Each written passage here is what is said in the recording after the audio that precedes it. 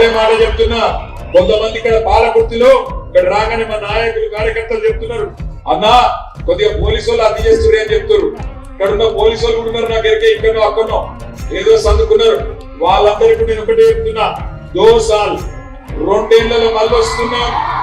యాద పెట్టుకోండి, ఎవడెవడైతే ఎక్కువ నగరాలు చేస్తుండో తోక కత్తిరించే బాధ్యత నాది.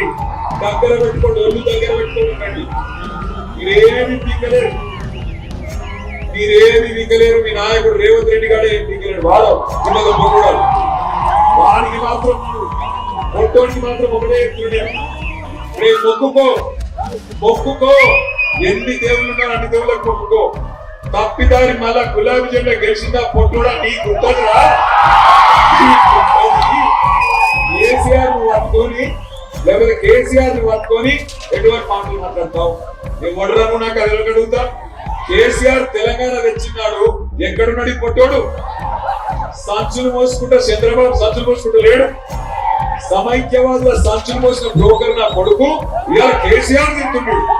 అందుకే అంటున్నా, ఒక్కసారి లంగ మాటలకు దొంగ మాటలకు మోసపోయి ఈ అవలగాళ్ళకు అవకాశం ఇస్తే ఆ రోజు చెప్పిన వాడు ముందే ఏమన్నాడు, వెనకటి రోజులు తెస్తా అన్నాడు.